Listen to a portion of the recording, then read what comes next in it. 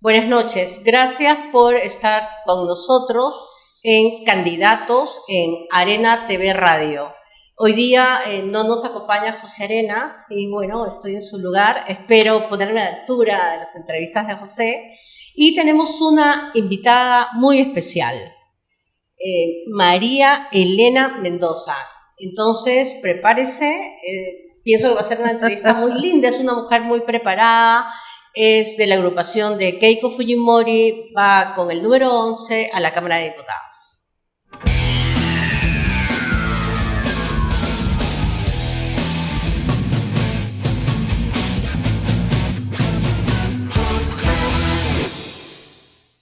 Esta noche nos acompaña María Elena Mendoza del Solar.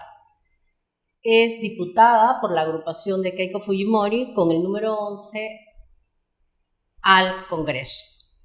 Nosotros hemos descubierto en unos minutos de conversación que ella tiene sangre congresal y ahora nos encantaría que pudieras comentarnos por qué. Gracias, Jenny. Además, gracias por decretar que ya soy diputada. Pero por supuesto. Bueno, mi abuelo y padre fueron diputados. Mi hermana Lourdes fue vicepresidenta de la República con Alan y congresista. Y mi hermano Miguel fue congresista de la República también. Los cuatro lamentablemente ya no están con nosotros, pero siempre en mi corazón. Y mi ADN pues es para servir como me formaron. Y por parte del Solar ya es una historia larga también, pues, porque si no menciono a mi mamá me va a ahorcar. Sí, no, menciona. Pero qué lindo, porque es muy interesante también que quede un legado, ¿no? Que la gente se prepare, que admire, que herede esa condición, ¿no? Porque se va a la política, o al menos en el tiempo que yo trabajaba en el Congreso, con algún presidente del Congreso, yo veía la devoción y misión de trabajo. Justamente quiero mencionar, era el doctor Carlos Torres y Torres Lara. Oh, qué lindo. Yo fui su asesora.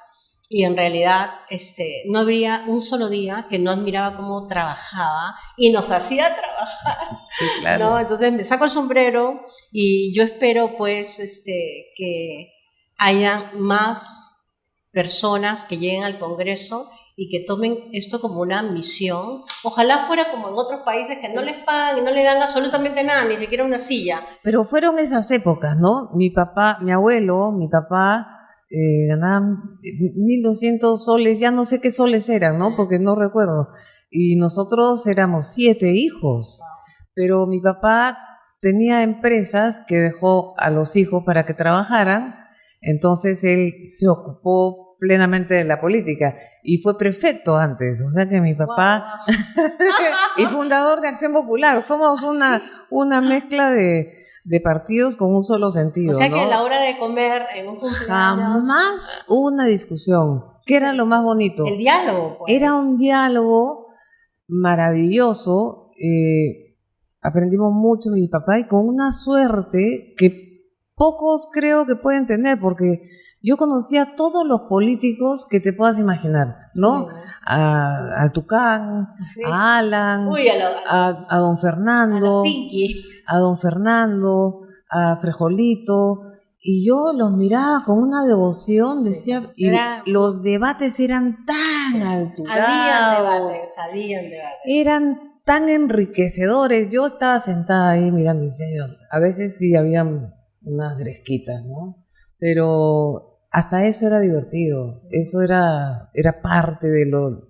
Yo vibro, te cuento y vibro porque claro. lo siento ahí. Y me imagino también en el trabajo que me has dicho que has realizado en la Municipalidad de Surco y en La Molina, porque no he pasado yo en un trabajo por las municipalidades, pero yo pienso que eso hierve de demanda, que la gente reclama, pide, exige, y bueno, en los cargos que has estado, que has sido de gestión en relaciones públicas, que es que todo el mundo quiere hablar contigo y creo que tú atendías personalmente porque te veo la cara y la sonrisa, entonces creo que no solamente eres la chica guapa, sino inteligente. Gracias. Bueno, Mira, que también mucha suerte, ¿no? Porque sí, primero soy arequipeña, entonces tengo carácter y tuve la suerte de trabajar con un alcalde que, además de ser gerente de imagen institucional, me tomó como asesora. Y como he visto a mis padres siempre hacer servicio, me dediqué en Surco a ver qué estaba pasando, porque la antigua municipalidad quedaba en la plaza de Surco. Exacto. Entonces, alrededor era muy pobre. Sí. Y habían muchos, aunque no lo crean, habían asentamientos humanos. Entonces, con el alcalde, Juan Manuel del Mar, caminábamos, todo eso. Hicimos 18 comedores populares. Qué linda. Pero con perfección, ¿no? Porque además soy terriblemente perfeccionista. Sí, entonces, me veían salir y decían, uy, ahí está la jefa. Yo soy muy amable, muy risueña, pero sí, pues, mano, ya apúrate, y trabajaba de lunes a domingo, es la única que forma. es un gran sacrificio que la gente no entiende, ¿no? Pero Ser político es un gran sacrificio. Tiene que llegar al Congreso, sí, porque necesitamos mujeres también en el Congreso de armas tomar, mujeres que encaminen a la gobernanza, porque justamente el Congreso es para ello, o sea, para supervisar, para rendir cuentas. O sea, aquí la gente poco sabe de qué es rendir cuentas y ni siquiera conocen que hay una ley que exige que se rinda cuentas, porque justamente estaba hablando con el candidato anterior, por ejemplo, ¿no? Se va un PCM, no lo sacan, lo vacan con su presidente y el PCM se va, ni siquiera se despide y no rinde cuentas. Pero eso está penado, tú tienes que entregar el cargo y rendir cuentas, porque si no entra la OSI, y yo fui premiada con la OSI,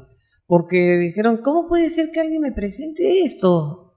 Y yo perseguía la OSI, puedes ir a revisar mi oficina, pero si tu oficina es perfecta, revísala. Igual, por si acaso, ¿no? Pero yo quiero decir algo sobre lo que has dicho.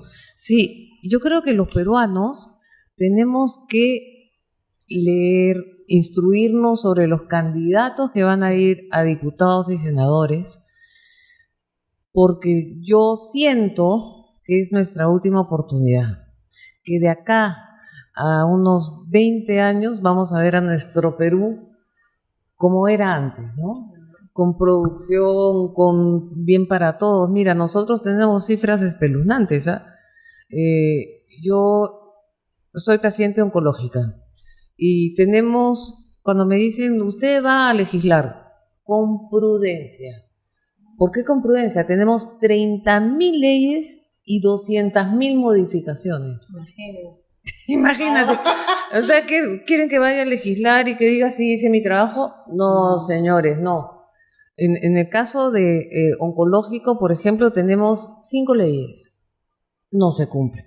Sí, pues. Entonces hay que hacer de esas 5 leyes una ley para que se cumpla. No, y ahora lo que se está viendo en el tema del descarte, por ejemplo, de cáncer de mama, es que te piden PEX-MAC, creo que se llama la prueba. Y no tenemos. Ya, y no tenemos, y puedes hacerla en otro lugar, cuesta 4.000 soles, que nadie lo tiene en ese momento, y entonces, y si no vas, no sabes qué tipo de cáncer tienes. Es una indignación. Es el hormonal, el H7, o es ya que estás muriendo. Entonces, eso me parece un crimen. Es un crimen. Le da cáncer a la madre, a la hija, a la abuela, y generalmente si lo tiene alguien, mujer, en tu familia, lo va a heredar alguien, ¿no? Por genética. Tercera generación. Entonces, ¿qué estamos haciendo? Aparte que hay violencia familiar, esta es la peor que nos viene del propio gobierno, ¿no? Porque no darnos una alternativa para encontrar una solución. Pero hay alternativas. El 2025 habían 1.300 millones designados para el cáncer. Wow. El 2026, 1.200. Con 70% más de enfermos de cáncer. O sea, bajan el presupuesto cuando sube la cantidad de pacientes.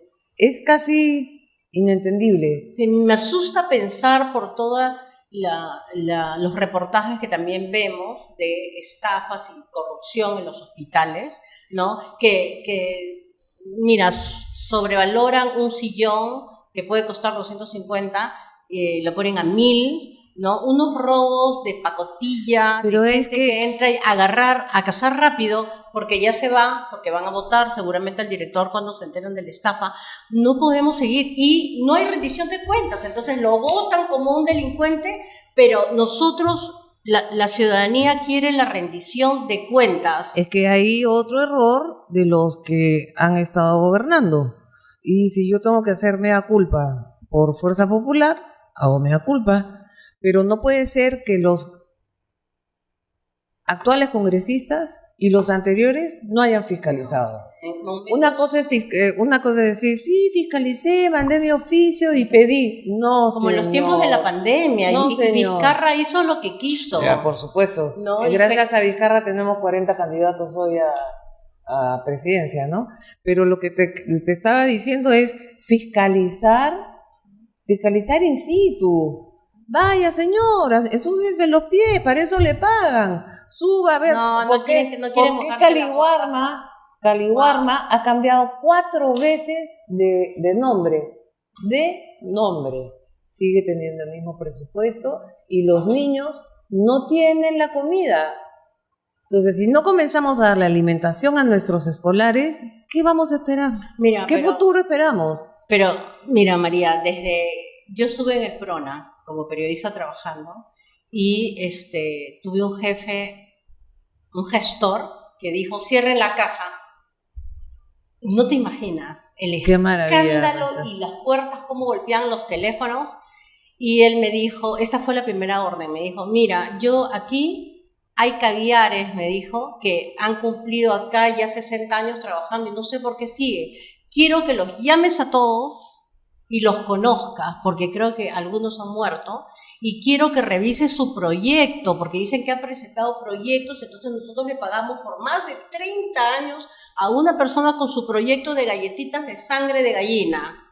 Entonces me di el trabajo de conocer uno por uno y me quedé impresionada. Algunos no tenían proyectos, no tenían contratos, pero el cheque llegaba puntual, ¿no? Y recuerdo que ese director lo sacó.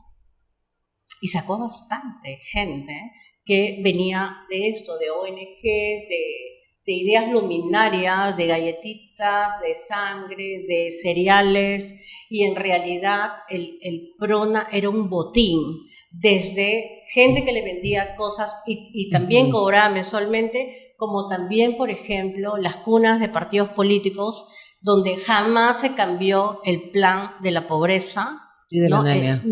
Y ¿qué pasó?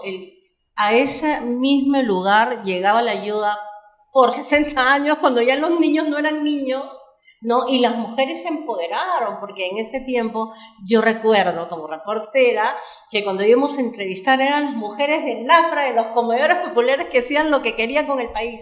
Entonces, ¿qué ha pasado, no? Ahora, se cambió desde Humala el tema del PRONA, donde de verdad celebré, porque se cerró la puerta a Caliwarma, de ladrones, pero después Caliwarma ya de nuevo, por ejemplo, otra caviar, 5 nombres, con Socel, ¿no? La pareja de Socel, involucrada en una investigación que no sabemos a dónde va la investigación, o sea, entran, nos asaltan, nos roban, no se investiga, hay medio pelo, o si no, por ejemplo, como los casos de Chibolín, el caso de otra persona que ha estado vinculada en algún acto de corrupción, lo meten a la cárcel y después mutis, y no pasa absolutamente nada.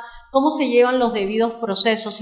Si se mete a la prensa, entonces ya realmente los jueces y los fiscales ponen sus barbas en remojo porque los está viendo la prensa. Miedo, ¿no? Entonces retrocede y dice, no, este tipo ya no va a estar libre, como el joven que atropelló a nuestra campeona de buceo. Entonces ya no, que regrese y va a estar tenido 72 horas. O sea, ¿eso pasa en el Perú?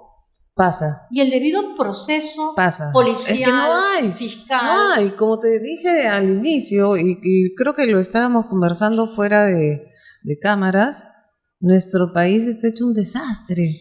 En todos los segmentos donde lo puedas ver. Antes que nos saquen No nos del aire, saquen. sí, quisiera pedirte tus propuestas. Muchas gracias. Primero, fiscalizar como se debe, sin miedo, en la cancha. Representar con cuentas claras. Si a mí me dan 100 soles por la semana de representación y gasté 88, tengo que devolver el resto y hacerlo público. Sí. Yo voy a representar así. Estos son mis gastos, señores. Por favor, lo cuelgas en tu Instagram. Por y en el supuesto, Facebook. por ¿Para qué supuesto. tenemos redes? Y si yo tengo que ir a fiscalizar y, perdón, mecharme con alguien, voy a mecharme, pues ¿qué voy a hacer? Esas Así mujeres es. necesitamos. No, es que es así, yo estoy indignada realmente. Si tú vieras mis redes, lo que me pasó ayer es algo increíble. Y legislar con prudencia. Así es. Con 30.000 leyes y 200.000 modificaciones, creo que tenemos que tener cautela, revisar las leyes y derogar las que se necesiten derogar y ver que el Poder Judicial pueda trabajar sin esta maraña de leyes y legislar bien. Poder trabajar con el Poder Judicial y Fiscalía bien, porque con esto no se puede, no se puede. Bueno, entonces quería decirles que pueden votar sin miedo. Y yo me atrevo. Sí, es valiente y le creo. Necesitamos este tipo de mujeres en el Congreso. Yo creo que es hora también de votar por más mujeres, ¿no? Yo creo que cuando una mujer está en el poder o hace una gestión, está pensando en la familia y eso nos conviene. Y he sido madre y padre. O sea que hay que sacar a los hijos adelante. Bueno, yo sé también ese tema. Sí, entonces es difícil, Sí. para nosotros hemos podido. Sí. Y la gente más humilde. No, me muero pensando No en eso puede. todo No, entonces tenemos que darles la oportunidad. Así es. Mira, Tenemos te que damos darle la unos minutos en la cámara para Muchas que hagas tu gracias. spot. Ay, realmente me entristecí. Pero bueno, soy María Elena Mendoza del Solar. Soy fundadora de Fuerza Popular. Voy con el número 11 y espero que me den el apoyo para hacer un nuevo parlamento. Muchísimas gracias por habernos acompañado en esta entrevista muy especial. Sigo pensando que necesitamos mujeres como tú, Muchas Elena. gracias. Qué gusto conocerte. Muchas gracias para y mí. bueno, preparados todos, no tengan miedo de votar. Porque yo sí me atrevo. Sí, vayamos a votar. Ojalá fuera por muchas mujeres. Buenas noches. Muchas gracias.